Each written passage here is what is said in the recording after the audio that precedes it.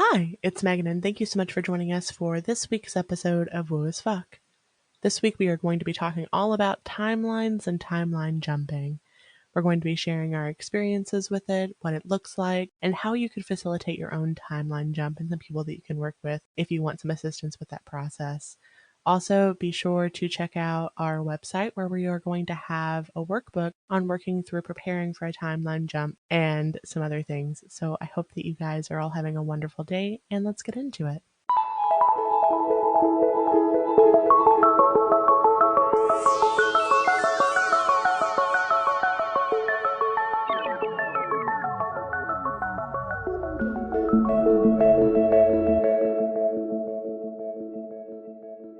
Hi, it's Megan.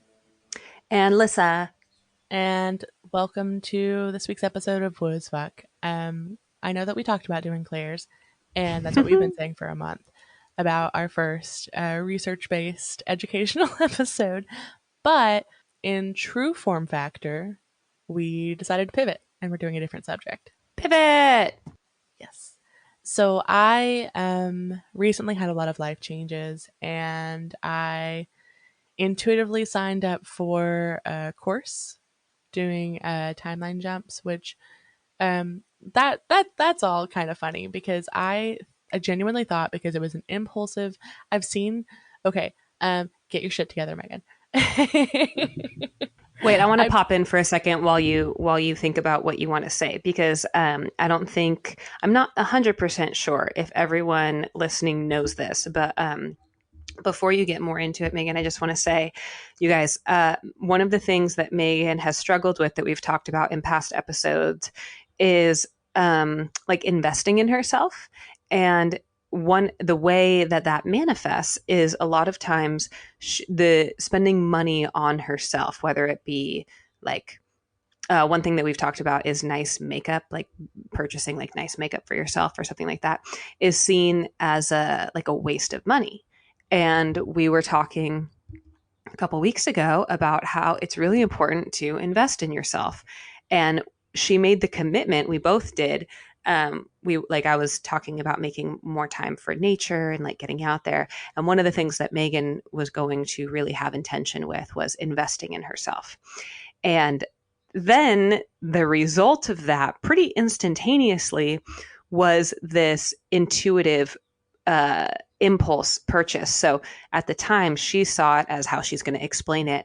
But on the other end, observing, I got really excited because I was like, oh my God, her energy's shifting. It's changing. It's working. And now I'll shut up and let you explain. So I follow P and I absorb all of the things, but I'm also sometimes I just skip through things.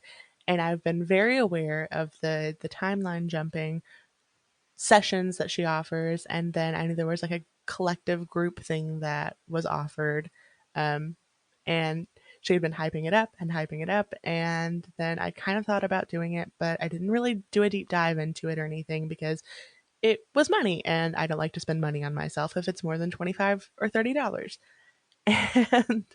And but it passed, and then they had posted that there were 4 more spots that were being opened up, and I just impulsively said, me.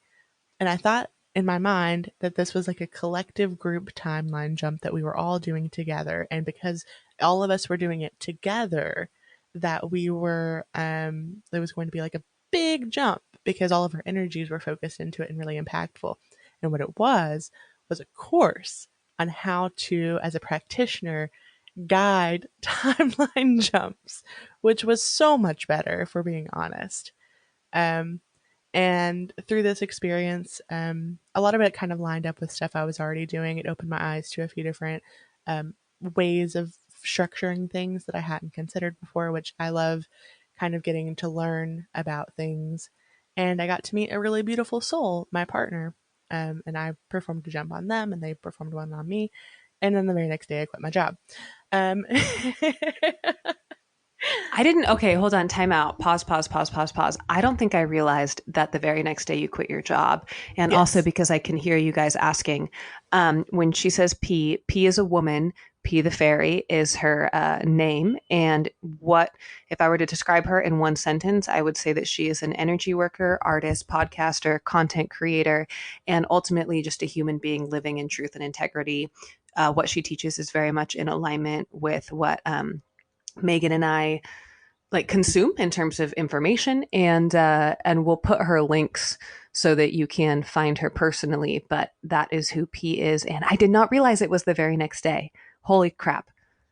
Yep, it was the very next day. I decided to leave the job where I was having to work until 4 a.m. with no notice, regularly, weekly, sometimes multiple times a week.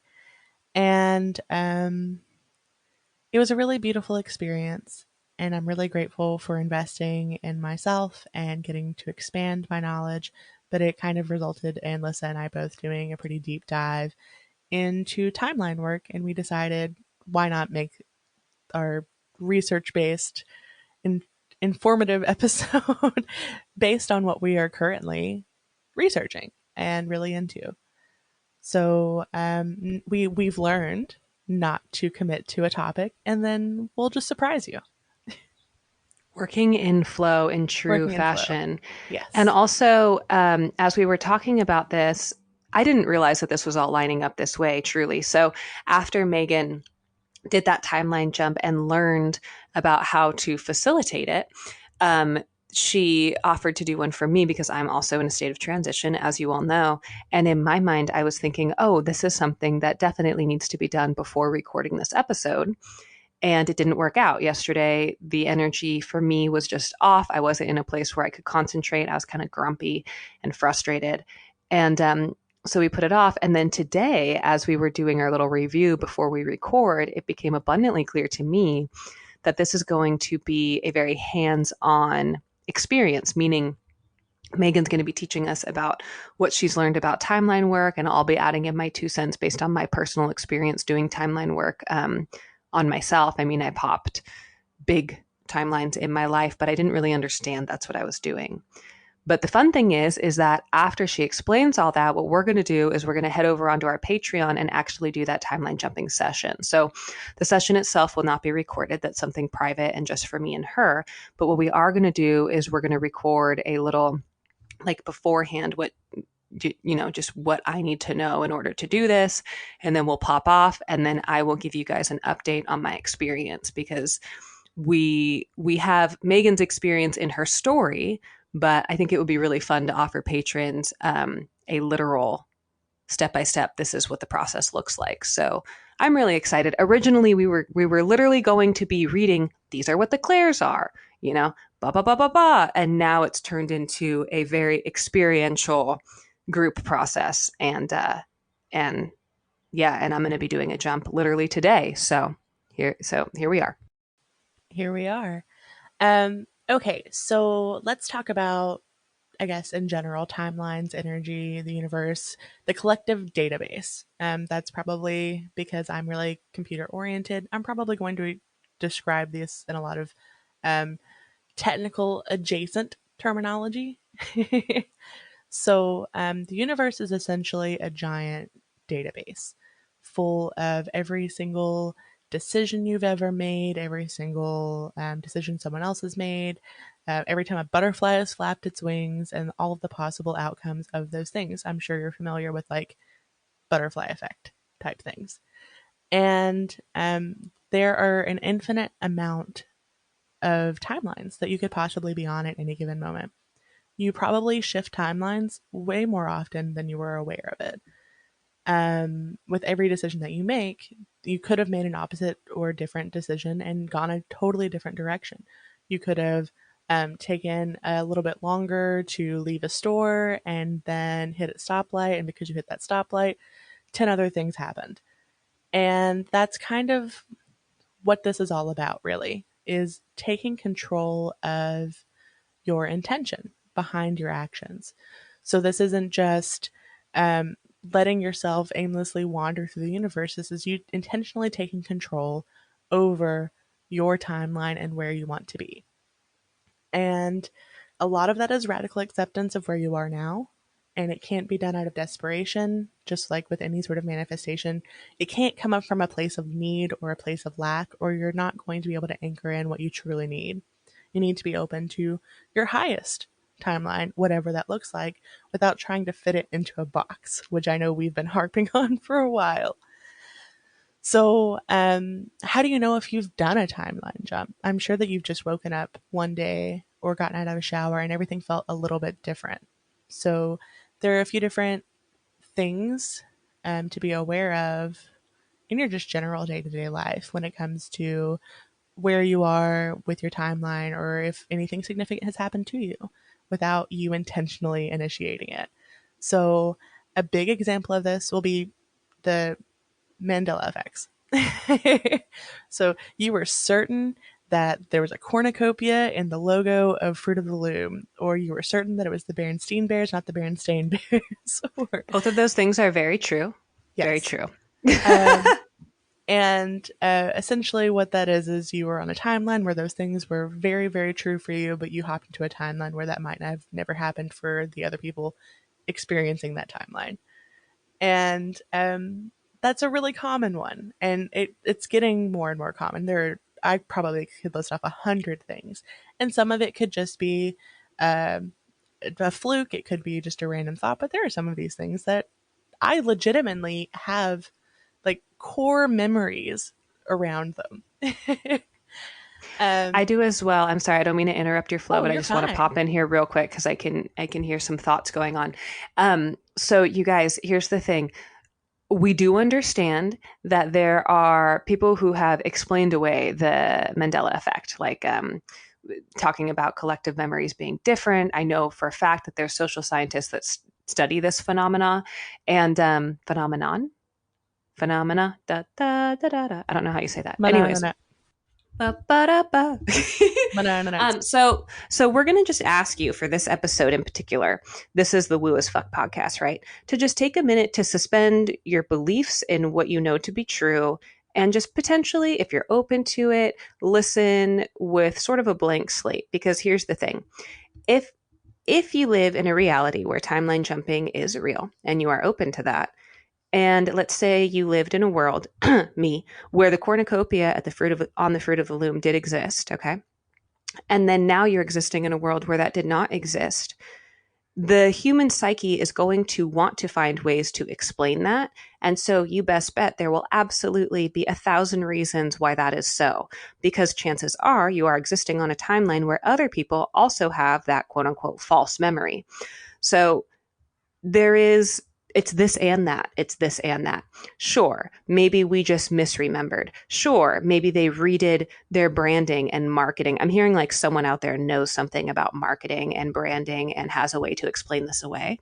And I'm not saying that that's not true. I believe that that's true in your world, and I am not discounting that or invalidating that. What I am saying is that it is absolutely possible to exist in a new timeline where you are in a collective, where there are people in the collective that you exist in this new timeline who were also on a different timeline with you in the past, who also remember things as being different from you in the past, even if the majority of the people in the now remember it differently. And so, of course, there are going to be ways that we can utilize tools and science to explain that away. So it's this and that. And I'm going to pop off now. Okay. Some other things that you might experience that you've probably experienced in your life is you suddenly lose interest in things that you were once really passionate about, or you're pulled to an entirely new direction that you hadn't considered before. You feel kind of disassociated or lightheaded or different. That's pretty common with energy work to feel various physical symptoms to you shifting or clearing energy or whatever. And you just intuitively feel like you're somewhere new, like it's a fresh start or it's a different start. And I'm going to kind of step away from the woo because I have, from a mental health perspective, an alternate take to the timeline that I want to include. So, say you are relatively in the woo, but you're not super in the woo.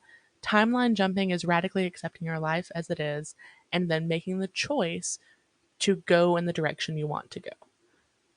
At its simplest point, you are saying, I am here kind of sucks, but not from a place of desperation, just a place of acceptance.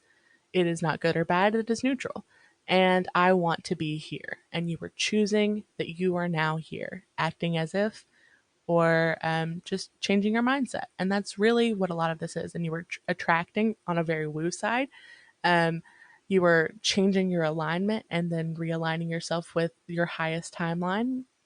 But from a mental health standpoint, essentially, you're just choosing to be on this new path and you are accepting that you are going on this new path and that no old version of yourself no longer exists. And I feel like that was really important to include. Okay, so recap. From a mental health non-woo perspective, this is you having radical acceptance of where you are. Correct me if I'm wrong, Megan. Having radical acceptance of where you are and then using intention and your free will to make the conscious decision to be where you want to be as opposed to where you are. And from the woo perspective, this is you learning how to harness your own alignment to align with a different frequency of reality than the one you are currently experiencing. Is that correct? Correct. Yes.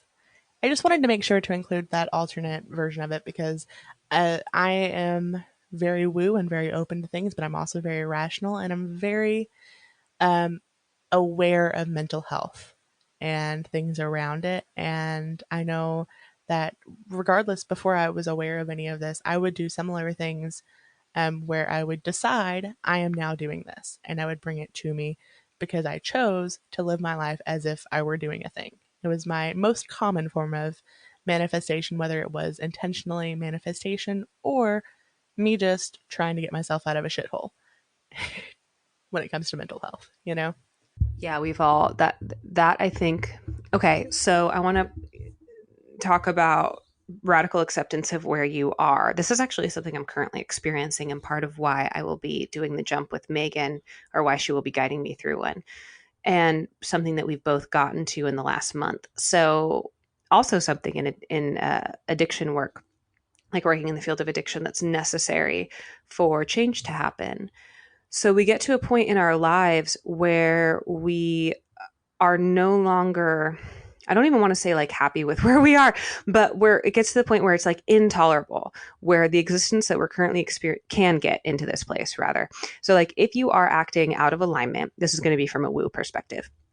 If you are existing in the world and you're incrementally adjusting your frequency to be more and more out of alignment with your highest self. And I would like to describe this in a way that really makes sense. So imagine your highest self, your highest timeline aligning with your highest self being like the best case scenario, and literally sort of a line just going up and down is how I picture it. So literal alignment. Or if you're thinking of a plumb bob, does anyone know what a plumb bob is? Like it's I like have no idea what that is. Interesting. So I encourage you to Google it if you don't know what I'm talking about. It's a weight that's attached to a string. And carpenters will use it as a means of making sure that what they're building is literally centered. So if you hold up our studio apartment is pretty janky, right? So if I were to attach a plumb bob to the ceiling, chances are the way that piece of metal is going to fall is not going to align right with this beam I'm currently looking at. Like it's probably going to be a little crooked because the foundation is crooked. The foundation is not level. And so alignment then would be your energy matching that. And the way that I picture that is your crown being open and energy flowing freely down into your root and then out. So you're sort of a circuit. And none of us are ever meant to be there all of the time at all. That's not the intention of being here. What we're meant to do is experience alignment so we know what that feels like. And then intentionally through our own free will or through accident or happenstance or relationships and experiences with other people, we will step out of alignment. And our emotional guidance system, Abraham Hicks talks a lot about this, and it's very, very helpful. Our emotional guidance system is sort of our GPS to show us where we're at in our alignment. So we are here to expand and grow as a consciousness, as a soul. Take this as you will. This is my personal perspective based on my work and what I've done. We are here to grow, and then misalignment, stepping out of that place of alignment, is what allows contrast in order for us to grow. So Here you are in alignment, everything's beautiful. Then let's say you get in a car accident, okay? Well, now there are things in your life that are difficult, and perhaps you're no longer physically comfortable in your body. Maybe you're injured. That's going to be some natural misalignment happening in your energy that's going to manifest as uncomfortable emotions. The uncomfortable emotions are telling you that you are not in alignment. You can then take that contrasting experience to have new thoughts about what you want in your life, which then act as a magnet to draw those things to you. I'm still a little I'm not 100% sure if it's the thoughts or the emotions that act as the magnet. One of them does. That whole system, how that system operates, is still something I'm learning about myself, but I'm positive that there are energy workers out there who would be able to describe that part to you in detail. But point being, so now in my mind, I'm thinking, I need a new car. Like my car doesn't work anymore and my body doesn't feel good. So what the fuck am I going to, like, how am I going to make this better?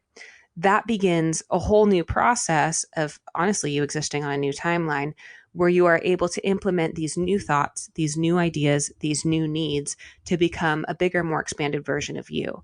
If we're doing this in flow and allowing the energy that is source consciousness to expand within us, what happens is when we come back into alignment after that contrasting experience, we are a bigger, more expanded version of us. So just a mild recap or a little recap there. The emotions tell you where you're at in your own alignment. If you're feeling bliss and joy and radical acceptance, chances are you're aligned with your highest self. If you're feeling aggravated, uncomfortable, angry, chances are you're out of alignment. The more emotional discomfort you feel, the more out of alignment you are. The good thing about that is it means the more contrast you're experiencing, therefore the larger the expansion and growth process you could integrate back into your being once you come back into alignment. The downside of that is you feel more uncomfortable. So I forget where I was going with all of that, but the point is Radical essentially acceptance. sorry. Yeah. Lissa's fucking 10-minute side tangent. Radical acceptance. So having radical acceptance of where you are, sorry, that's so important. This is why I was talking about it. So think of the plumb bob being straight up and down. If you are way to the left or to the right of that, way to the left or to the right of that, because you're having a contrasting experience that's pulling you out of alignment, you are incapable of jumping onto a timeline that is going to serve you in any way, shape, or form. And in fact, if you do any sort of timeline jumping, intentional or otherwise, it is going to be sort of that like that snowball effect of things getting worse and worse and worse and worse and worse. And with those mini jumps, we see that as like, you stubbing your toe in the morning, and then that leads to your spilling your coffee, and then you get in an argument with a coworker. Those are those mini jumps, right? So you're just like minusculely altering your day to be worse and worse and worse. Radical acceptance is when you take all of that contrast and the negative emotion and you let it go and you accept where you're at so you can come back into alignment so that the jump that you make is also one that's in alignment. Sorry, that was a very long explanation, but I feel it's really important for us to understand the mechanics of that. Yes, and with radical acceptance and looking at your life without the lens of like, this sucks or this is amazing, and just really looking at it in a neutral zone, you're able to see so many things about yourself and your experience and your perception that might have been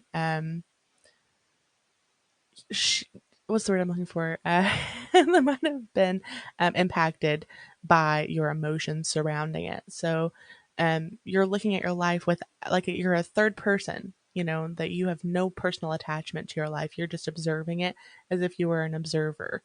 And that there's so much that can come from that experience alone outside of like timeline jumping. If you just look at your life as it is without influencing yourself, essentially, you're able to really perceive things in an entirely new light. And for this process and for any sort of intentional jumping or manifestation or anything at all, you need to really be comfortable with where you are now and accepting of where you are now, because it is part of your journey. And to have the best of possible effect, you need to take it down to like a neutral zone.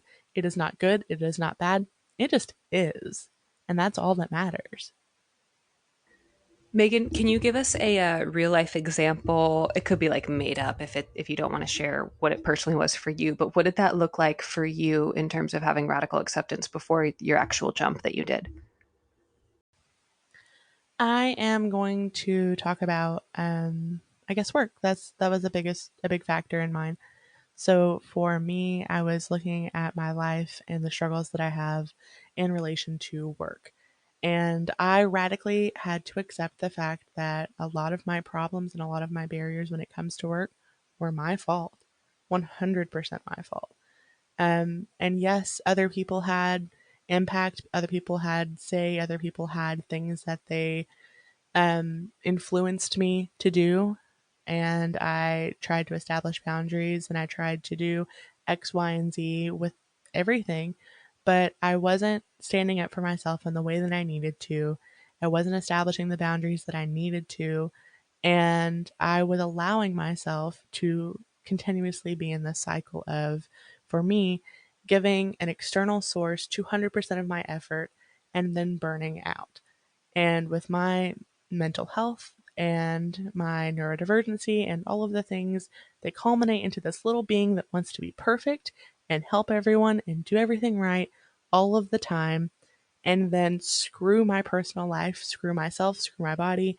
And I was hurting myself and I was hurting the people around me because I was continuously in a loop of hurting myself. And I had to accept that and really accept my part in that narrative that I had built around it. And then what happened? Sorry, I just kind of want to hear your story a little bit. Like, it sounds like you, but I also want to talk about the energy behind it. I think this is going to be like me interviewing you today, Megan. So first you have radical acceptance of where you're at and what's going on. And for you, that meant that you recognized that actually is really powerful. So all of this negative, the negative cycles that you were experiencing in your work life were self-imposed. Was there a sense of freedom once you realized that? Because once you were aware of the fact that it was self-imposed, you also knew that you had the freedom and ability to change it. Oh, absolutely. It's a huge release, honestly. For me at least it was. Because what was happening was I was able to see, well, if this is what I'm doing, here's a clear path out of it. Here is the reasons that I'm failing, here are the things that I'm struggling with, and this is why I repeat the cycle. And because I removed myself from it and I was able to look at it as if I were an entirely different entity, I was able to see the clear path outside of that, how to get away from it. And I took that process the next day and I left my job. But before I did that, I didn't just leave my job. I made out a list of all of the reasons why I have failed in the past, all of the reasons why, because I've tried to work for myself full time a few times in the past, and I do okay for a little while, and then I have depression hits and I like shut down and I don't do this and that and I'm failing myself in these ways. And I made a list and I really, really sat with it and I really looked at it and asked myself, were these things going to be problems? How could I navigate them? How can I avoid them? And I was really honest with myself about the fact that I could fail. I could fail. And you know what? I feel so unattached to that failure because to me, knowing that I'm going into this process completely unattached from that failure and knowing that if I fail, it's not really the end of the world because I am going into this doing everything that I can to succeed because I've looked at those failures and if I fail in a new way, it's something to add to the list for next time. And it's just a learning opportunity. And I will never give someone 200% ever again. Ah, sorry, golf clap for you in the Yeah. background here. I'm holding my microphone with one, but I'm clapping my wrist with the other. This brings me back full circle too to when I went off on that side tangent about alignment because I missed the point, which was you get to a point in your life when you're acting out of alignment where it becomes unbearable. So those incremental steps that I was talking about that you can take where you're more and more out of alignment, the way that I see that, I wish you guys could literally see me right now because what I've done when I've worked with clients in the past is I will put a rubber band around my finger And then I will take another finger and I will pull on that rubber band to create resistance. And I will explain that like moving to the left or moving to the right is creating resistance through lack of alignment and experiencing negative emotion. The further that rubber band is pulled, this is actually a really beautiful example and why I use it so often. It's not, I didn't create this. I don't remember where I got it from, but it was someone. It wasn't me. So eventually that resistance gets so strong, the rubber band will snap, like literally snap. It can only take so much. Well, what happens when it snaps? It comes right back to center. So you can intentionally let go and it will bop right back into center. But we tend to get to these points in our lives when we're acting out of alignment that it becomes so physically uncomfortable and emotionally uncomfortable that we give up, that we surrender. And when that happens, it's the thing that allows us to make the change. And I'm sitting here listening to Megan talk and like thinking about my work in addiction treatment and how it just makes so much sense. Because when she was listing out all of those failures and when she told herself, this is really like a key component here, and you don't have to get to a rock bottom to make change in your life. You absolutely do not. But the reason energetically that a rock bottom can be a huge catalyst for forward momentum in alignment is because you no longer are afraid of failure and you're more willing to have radical acceptance of where you are because everything else hurts. Everything else is painful. And for Megan to be able to sit down and write a list of all the things that, you know, were screwing her up and making her and preventing her from aligning with her highest timeline, and to recognize in that moment she may fail, but have acceptance of that. Sometimes it takes getting to the point of massive discomfort to sit with that and be okay with it. Because at that point, it's like, even if she fails, and I think we've all been here, if you're listening to this podcast, chances are you've done some inner work and you've gotten to a point in your life where you've felt it can't be like any action I take it can't get worse than where I'm at. So I might as well just accept where I am and surrender. And it feels like that was a primary piece in your jump, but this was also a huge jump that she did, guys. So timeline work can be incremental, it can be tiny, or it can be really big.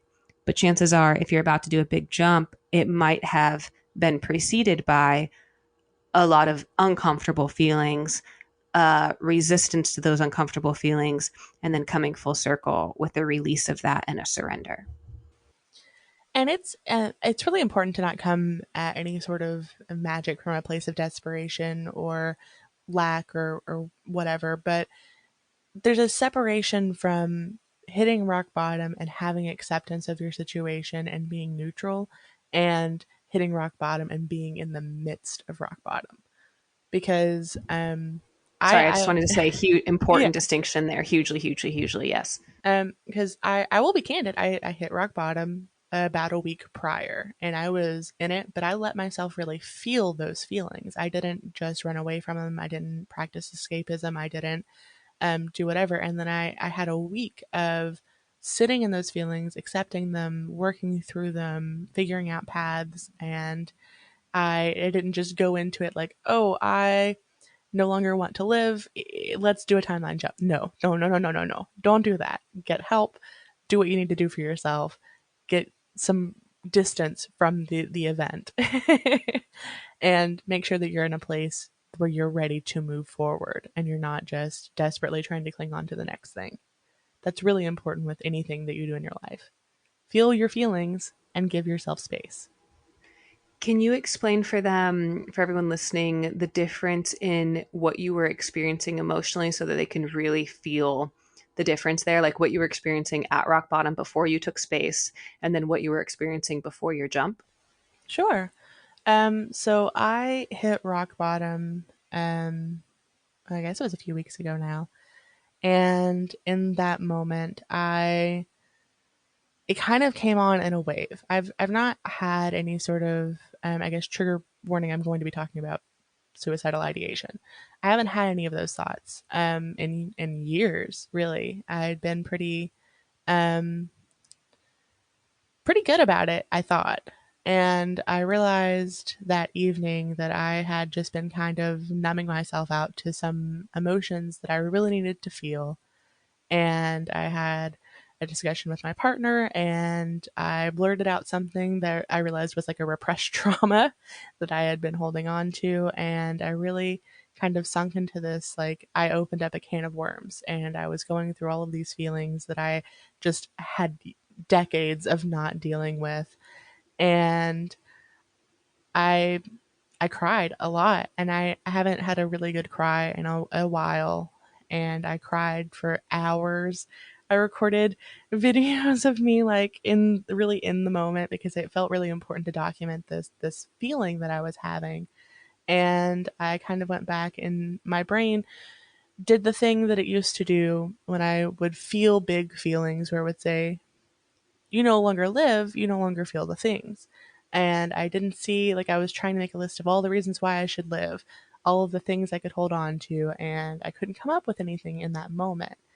And I just really sat with it, and I didn't do anything. Obviously, I'm here right now, but I sat with it, and I didn't sleep, and I wrote so much, and I cried, and I felt my feelings, and I took a little sad bath in the dark at like 3 in the morning, and just really went through that wave. But it was intense, visceral emotion, and I let myself have those things, and I really felt them, and I really processed them, and I documented it all for myself, and gave myself time. I normally give myself a sad day. It's kind of a rule of mine, because I can fall into like a depressive episode if I let myself have more than one day, but I let myself have a sad weekend.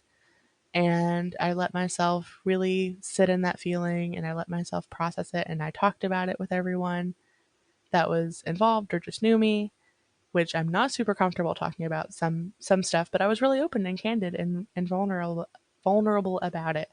But a big thing for me was I didn't feel like I was being seen.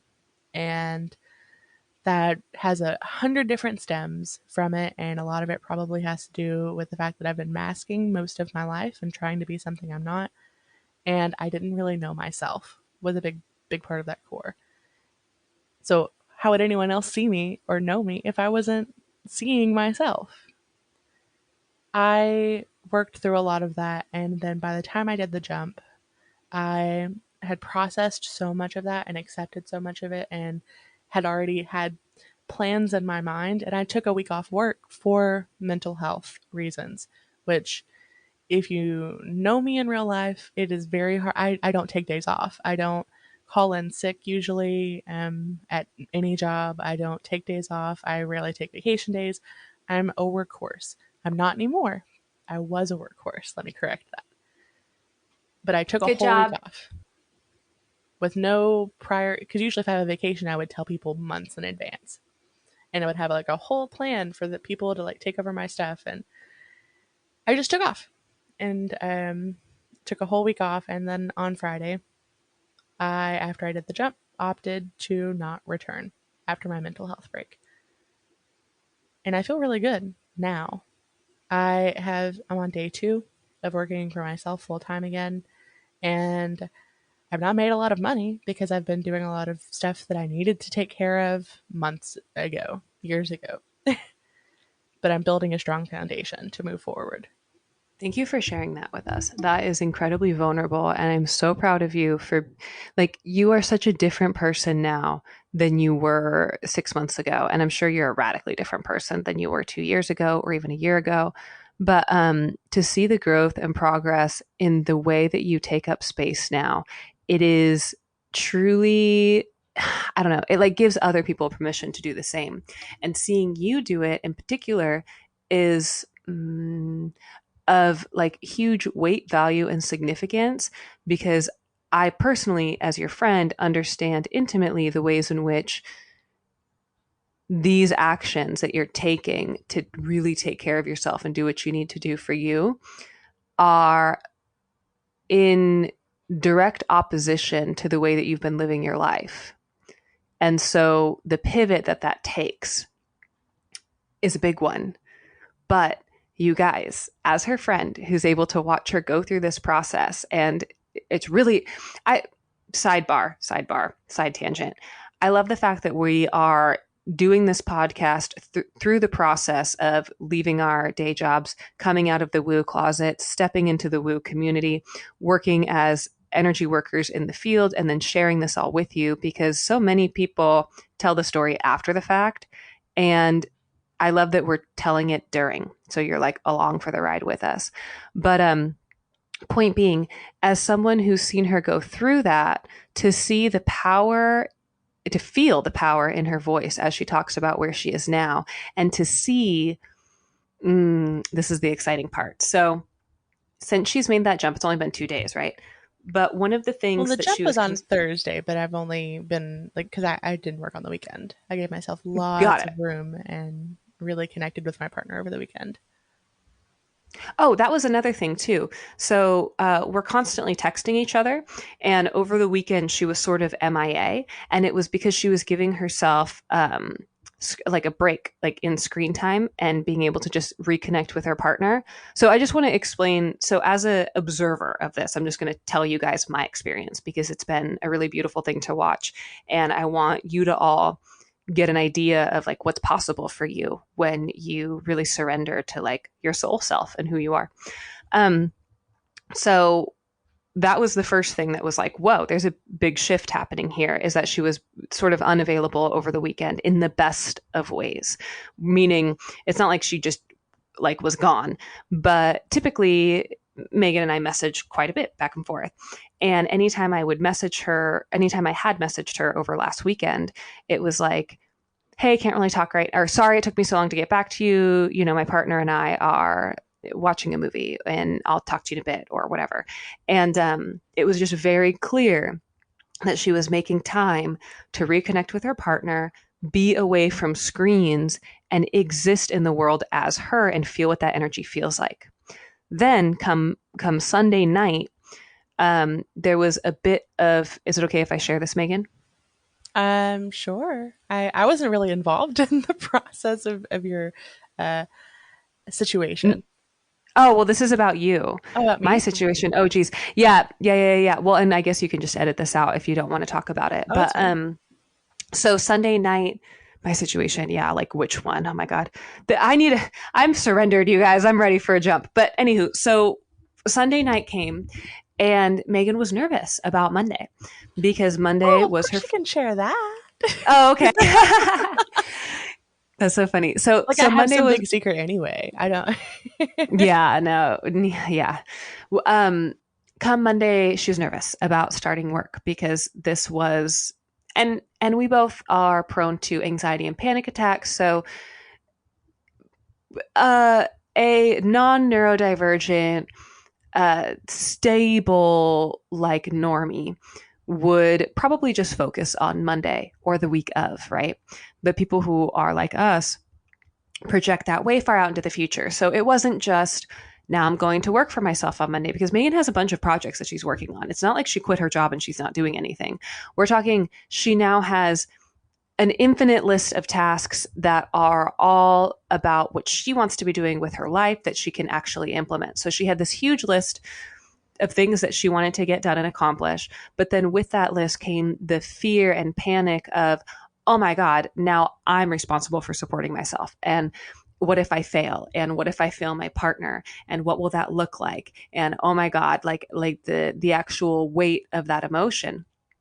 And what I knew full well from being able to tap into her future self was the way in which her energy would flow freely. So what I kept hearing when she was telling me these things was, she has no idea. Like, she has no idea the untapped potential that this energy has to flow through her now that she's actually working in flow. So when you remove these blocks and resistance, and I know that a lot of us can't do that right now, myself included. I still work as a waitress and bartender on the weekends. I still have panic attacks about it. And but it's okay. Like, it's okay to be in the middle of this. And just because we're watching Megan go through a gigantic transformation doesn't mean we have to judge ourselves about our current circumstances. So she now has this free flow of energy that's able to operate through her with no resistance. And so I could feel that. So I was really excited for her day of work on Monday, because I knew, like, oh my God, she has no idea what it's actually going to be like to just get to work on her stuff, because the energy will feel so different. But she was really nervous about it. And then Monday came. And what did you accomplish, Megan? How did that go for you? Oh my gosh, so much. So I basically have a day and a half of non us recording work. I don't know, I don't want to say non podcast, but it's not true. A lot of it was podcast stuff. But I created new pages, I created templates, I created documentation for stuff. I've edited like 10 videos. Um, I've done stuff for my business. I did a reading for someone, and it's just been an abundant amount of flow. And Monday, I was resistant to go to my office because that's where the bad things happen. And I just had this like click of, oh yeah, bad things don't happen there anymore. Because in the past, I would come in on Monday and log onto my computer and find out, oh, I have to work until 4 a.m. or whatever. And I had no control over what was happening. And now I have all of the control, and I'm doing all of these things that my big objective for this time, for this transition period, is to focus on all of the things that I said I would do if I had time. And I have a big honking list of things that I would have done if I had time, and I'm doing them, and it feels so good. And yeah, I'm focusing, I guess, initially on some like backlog podcast work and some things that I wanted to do for a really long time. But the energy in general around all of this has just been so effortless and so much flow. And I'm looking at my list here, like 20 things done in a day and a half, stuff that would have taken me in the past weeks to get through just because I Do you have the guys space. do you guys hear that? Like, wow, this is really where we're going towards. And like hearing your story, Megan, really, it's just so refreshing and so reassuring to know that that's possible. And for me, again, knowing you like outside of this podcast, I understand that like truly, it's so cliche. It's so fucking cliche, but like I know you, and I know that if you can do it, anyone can do it. Like it really is like the amount to which you did not think that that was possible, and the degree to which you are now doing the thing is mind-blowing. And also, shit, there was one other thing I was going to say, but on day one, you guys, on day one, Megan was able to create a new page for our podcast website, which will already be up and active by the time you're listening to this. That is a tool for your toolbox. So, or tools for your toolbox, excuse me. So we're always talking about like, this is the tool for your toolbox for this week, right? We've been talking about that now this entire time. She made a beautiful page with graphics that she created herself, where we are able to write out in detail what those tools are after every podcast episode. And then she has a downloadable PDF. I guess we do, it's our website, but Megan created it. A downloadable PDF where you can have these worksheets to actually implement these tools. And we're both slightly nerdy. I'm a huge nerd. And for me, being able to have materials like that, that was really big when I was a drug counselor. Like I always had a binder of tools and worksheets that I would carry for my clients, because for me, being tactile about it and really writing out what we want, that just reminded me of the second thing I wanted to say. Writing out what we want is a huge deal. And it's a huge deal because it makes it intentful, and you're taking the time to really put your intention on paper.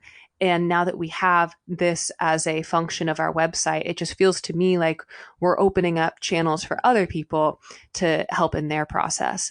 And Megan, in a podcast that we did not too long ago, I don't remember which one it is, we said, and it might have been a Patreon episode, I'm really not sure. We said aloud what our intentions were. This is I'm so excited to say this right now, you guys. I just kind of want to take a minute to be like, oh my God.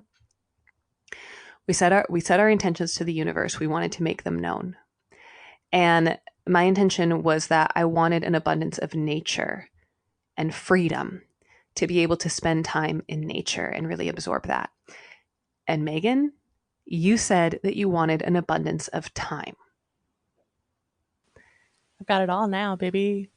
Yeah, it happened. It actually happened. You are here. And I know for a fucking fact, excuse my cursing, but I know for a motherfucking fact that that was only what, like a month ago, that That if was I would have November. told, okay, that was November. So Megan, if I would have told you in November that you would have nothing but an abundance of time come mid-January, you would have been like, that's pushing it.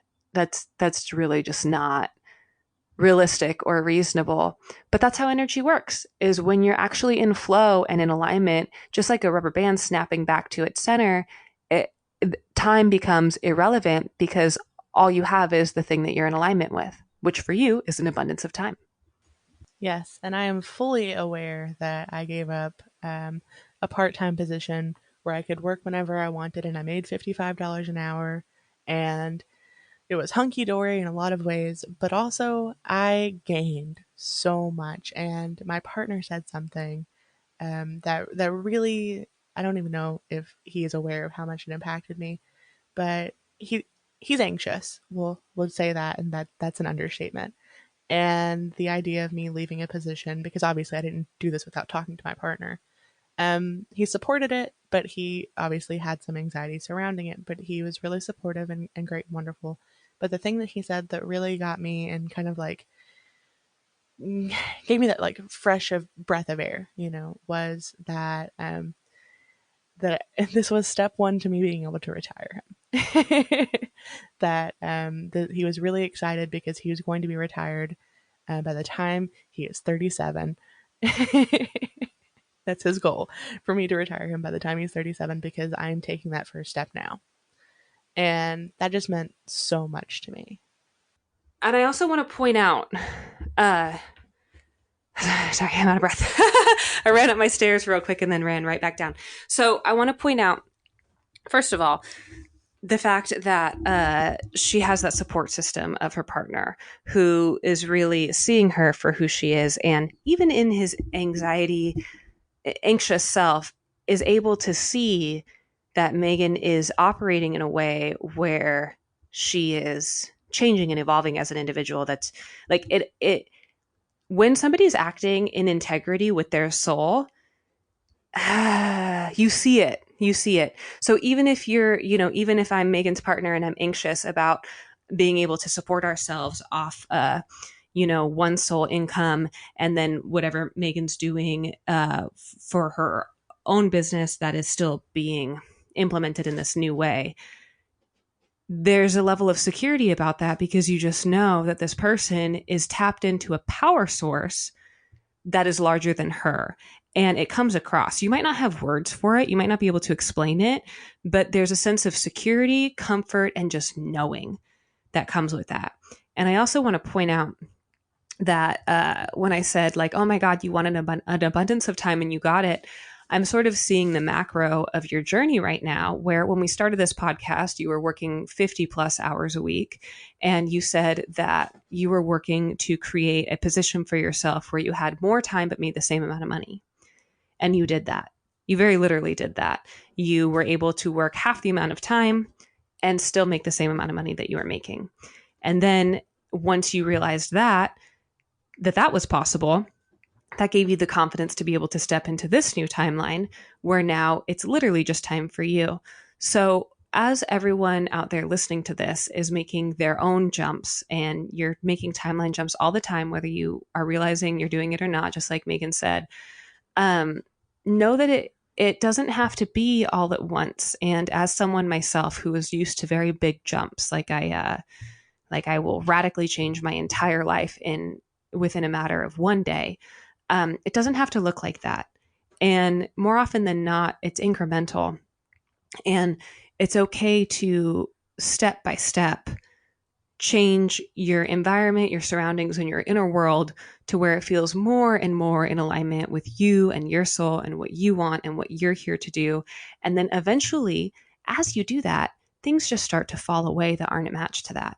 And you don't have to try, and you don't have to like put effort into it. It just starts to flow in a way where you're being guided by a force larger than you. And it feels, I want to say, it feels supernatural. it like feels super like natural, but like also supernatural. I guess both. I I want to point out something, and I think it's really funny to think about. So you know how sometimes you have to like prove things to yourself in order to take the next step. And you were talking about how I was able to bring those things and attract them to my current situation. About a month ago, I was a billionaire. I'm not joking you. For due to a flaw and a fluke with a cryptocurrency, I have proof that I had $1.7 billion in in a crypto for about an hour. But now I know I that saw that's the possible. screenshot. Yeah. Yeah, dead set. And it was funny too, because as that was happening, she was like, this has to be a mistake. This has to be a mistake. And I was communicating to her, like, Megan, it doesn't matter, like, regardless of what it is. But then it was like not going away. So it was like a couple, it was more than just a minute. It was more than a blip. It was like long enough for both of us to be having a conversation about, oh my God, are you a crypto millionaire? Like, what the fuck just happened? No, But, billionaire. oh, sorry, billionaire. Yeah, I was But, planning out foundations. I was thinking about how I was going to like build homeless like communities, and I was planning it out. My partner was going to have a fountain.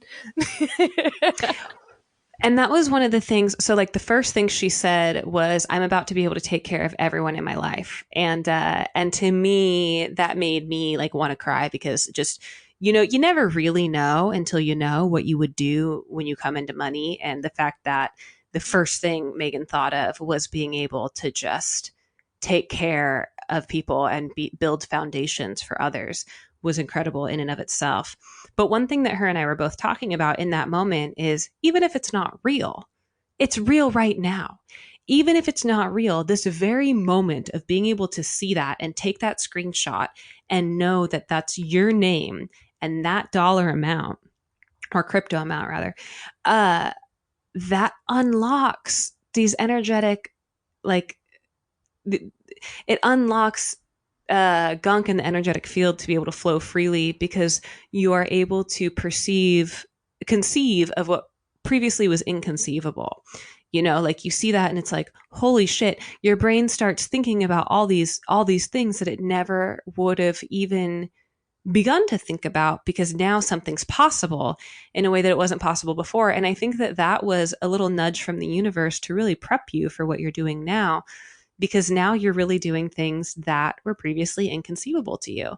And I think that, I'm along for this ride too. And I kind of want to put a little blip in. Do I? Well, like, timeline jumping, in terms of timeline jumping, I just want to say that there is a way that a lot of people will do this in their lives. Myself, I'm talking about me right now. Here, I'll just talk about it like it is. The way that I've implemented timeline jumping in my life is from a sort of uneducated, non-energetically clean perspective, meaning I would get to a point in my life where we were talking about, where I experienced the surrender. And then, instead of taking the time like Megan did to really just sit in those feelings and feel those feelings and come back home to center, I would be in that place of surrender. So not center, but surrender and radical acceptance. But then believe, my own limiting beliefs created this idea that I would have to radically change everything in my life to get what I want.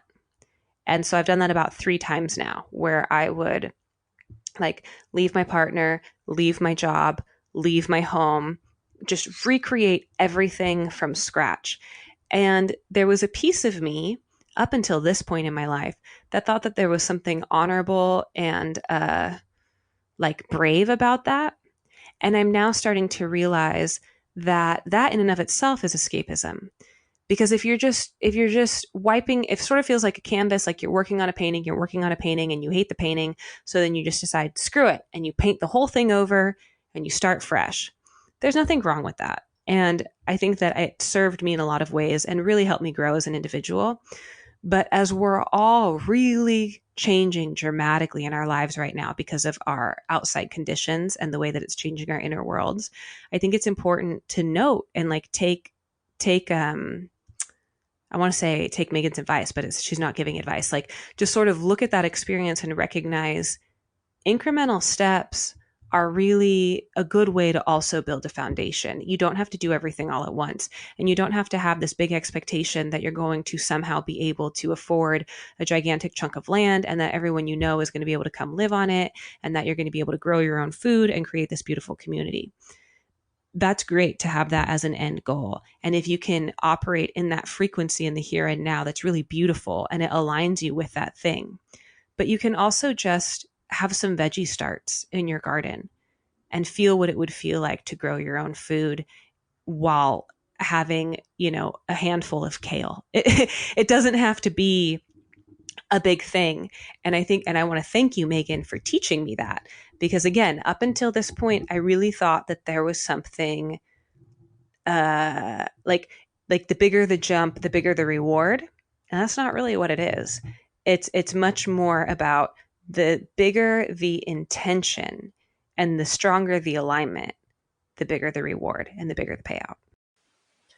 I want to say that that phrase, you have to learn how to walk before you can run. And that's really important because honestly, if you were to just suddenly wake up and you had the funds to have a small scale farm and build a collective community of people on a large stretch of land, you're not going to know what to do with that. You're not going to be connected to the energy surrounding that. And what's going to be a more beautiful moment for you is for that first time when you grow that one piece of kale and it took you 6 months to grow it and you love that little guy and you hate to eat him, but the pride that you feel and you made this, you grew this, you gave this plant room in your tiny space, you made room for it in your life and you nurtured it and you let it grow. That feels so much better and that aligns you to that bigger energy down the road. So don't just think that you're going to magically be a billionaire with all of the time in the world, and you're able to do all of these things, and you're not connected to that energy because you've never experienced even a small portion of that energy. You have to connect to that energy to attract that energy, and be so proud of those small steps. You're not going to wake up tomorrow and magically no longer have mental health issues or no longer have any sort of time management issues or whatever it is that you're struggling with as a human. You're still going to be human, but you can connect to those smaller frequencies and the energy and really feel what it feels like. And it feels so good to be in alignment, even if it is growing a single carrot or a piece of kale. Yeah, that's really how you do it. Yeah, absolutely. I just feel so much as you were talking, it's just like truth, truth, truth, truth. And so now I'm wondering, given where we're at, it feels like we adequately covered timeline jumping and what that is and what that looks like. And now We did moving not cover into, how to do it. well, that's what I'm saying. So we covered what it is and what it looks like. Now, how to do it. So we're going to be doing this over on our Patreon. We're going to talk about it here because we don't want to just like leave you with, okay, and now we're done. But I'm wondering, so this is really important to share with you. So I have taken the incremental steps to be prepared for this jump. So here are the things I want to kind of explain to you guys where I'm at in my process and why I know I'm ready now. So in my life, in terms of like external factors, timeline wise, I would like to live in a house that feels like home. This is just intentions moving forward. I would like to live in a house that feels like home. You all already know that.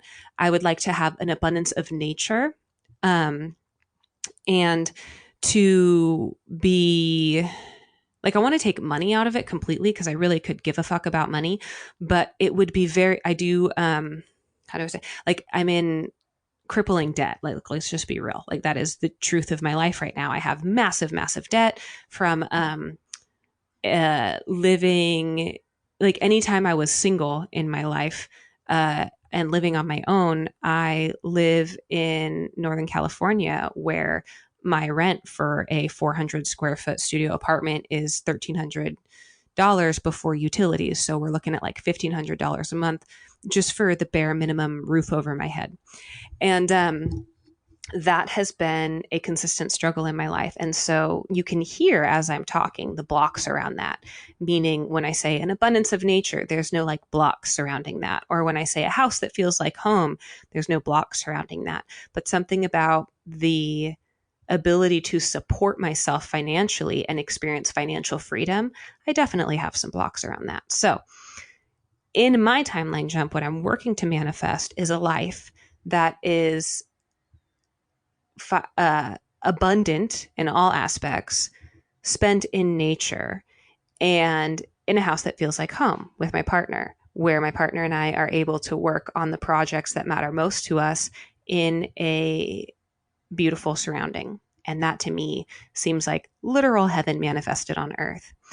And I have now come to the understanding that I was getting in my own way through practicing escapism, which was our last episode that we talked about. So I'm still currently sober. I haven't been using any substances at all. And in addition to that, I also hadn't been taking care of my body in the way my body would like to be taken care of. So obviously substances is a part of that. But I'm talking like the food I eat and the mass amounts of coffee that I drink. And then also making time for physical practice, like yoga practice, and spending time outside. So these are the mini steps that I've taken to now be in an energetic place where I'm not just out of alignment and jumping, right? Like being uncomfortable and running from the thing. I got very real with myself that doing that was only going to make things worse.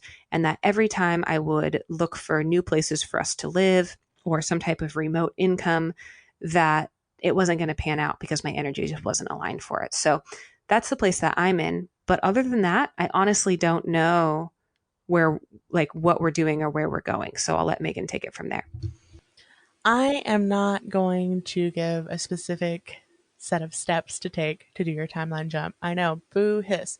But the reason I'm not doing that is because I want to remind you that every practice is very different, vastly different. And what works for you might not work for someone else, but I will give you the core root of what a timeline jump with intention looks like, where you're not just going from timeline to timeline and like aimlessly flowing, where you can consciously choose to move to another timeline. And what that process looks like essentially is taking time to radically accept your current position, detaching yourself from your current state of existence. So, really removing yourself from the situation and observing it from an outside perspective. Removing your attachment to your current timeline. So, like, thank you for how you've served me, and thank you for how you've guided me in this current timeline, but I'm no longer connected to you. Bringing yourself down to a zero level where you have radical acceptance. It's not positive, it's not negative, it just is. And then choosing to move into a timeline that is better suited to you. You can do this through a meditation, you can do this with a practitioner, you can do this by yourself, you can do this via writing or scripting, you can do this through a shower. You can make consciously, like in the shower, you're accepting your process, you're washing your old timeline down the drain, and then whenever you dry yourself off, you're attracting that new timeline to you. You are in it. It's important to remember that this happens instantly. You aren't going to wake up in it the next day. You are choosing when it starts, and it starts now. And I think that really sums it up. So you can do it in a lot of different ways. There is no right or wrong way, as long as you detach yourself from the outcome and accept that you are just moving toward your highest timeline. Is there anything you want to add to that? Yeah, well, the fun part. So, no, I mean, all of that was the fun part. But like for me as the total nerd and just, I can't believe what we've created with this podcast and what you've created. It's just like, what? The fact that I get to say this right now. And you guys, that's the tool for your toolbox today, is everything that Megan just listed. And you don't have to remember a thing that she just said, because this will all be available literally in our toolbox that is now created. And you can fucking download it and have it and write it out and have it as part of your process and just have it for forever. And what we will include in that link is, I think that this would be a great idea. Include P the Fairy's link to the timeline work that she does do, so that you guys can all get a little peep of the course that Megan was talking about. And also, you can work with Megan. She has all of her links on our podcast as well, so you can book a one-on-one session with Megan as well. Yeah, sorry. I don't even have a timeline jump offering at this point, but I'm absolutely open to it. Yeah, sorry, just to be clear, I'm not saying that Megan does timeline jumping work. What I am saying is that P the Fairy, that's like her thing. That's like what she does is timeline jumping work. And she also has a list of practitioners that she recommends as well. Oh, amazing. Okay. But what we will provide is these like mini steps that are not the whole thing at all, right? Because we're not just going to share that information because it's not ours to share, but we will. I'm sorry to interrupt you, but since I'm the one making Go for it. I think that what I will create is something that helps you go through the process of radically accepting where you are and could possibly guide you through a written version of it. I don't want to commit to for sure going through the full process or not. It won't be P's. It will be mine. And it will be a version specifically for you if I do it. But it will absolutely go through the process of preparing for a timeline jump and helping you decide where you want to go. Sorry if I was not clear with that. That's what I meant. I did not mean to say that she's going to provide the full process because I don't even know what that looks like yet. But I just mean that the fact that we have this toolbox is really what I'm excited about. So that what we're talking about when we're saying like, and today's tool for your toolbox is blah, blah, blah. I'm just excited that it's like, you can actually go find it. And not only can you go find it, but it has like pretty graphics and fun, like little boxes to fill out.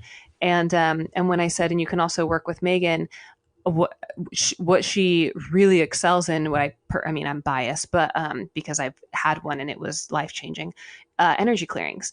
And if you are going to, like, if you click on P the Fairy's link and you are interested in doing timeline work with her or working with any of the practitioners that she suggests, I absolutely think that having an energy clearing first would be an incredible way to go about it. And that is something that Megan does and offers, and that is on her website. And crap, I think there was one other thing I wanted to say. Do check out P. Honestly, I've been following her for a while, and I think I consume more of her material than Megan does, but I just really, really, really resonate with what she puts out there. And she's so multifaceted. And I think that what I resonate with the most is that she literally is a warrior of truth and authenticity. And all of us are different in what we're here to offer. And so anyone who really sees that in the collective and understands that everybody's perspective is unique and valid is someone that I want to support and shout their name loudly. So thank you, P, for the work that you do. I'm incredibly grateful. And we are now going to be switching over into Patreon mode. So there's still not going to be a step-by-step process on our Patreon, but what there will be is a real life Lissa going into a timeline jump and then checking in after the fact. And we already know what Megan went through and how impactful it was. And I let my intentions be known to the universe about what the timeline I'm looking to step into. And so we will see what the outcome of that is. Yes, absolutely. So thank you guys very much for hanging out with us. I hope that you enjoyed. But we didn't really know what to expect from this format, to be honest. And I think it turned out to be just us. It always comes back to us being us, and I actually really I like that about us. Is even with a lot of research and stuff, we still brought it back to a really grounded place, and I like that. Flow, always in flow, and I think that as long as we continue to have that intention, it will keep being that way. And yeah, guys, thanks for listening. Thanks for listening and have a good day and check out those tools and goodbye. Bye.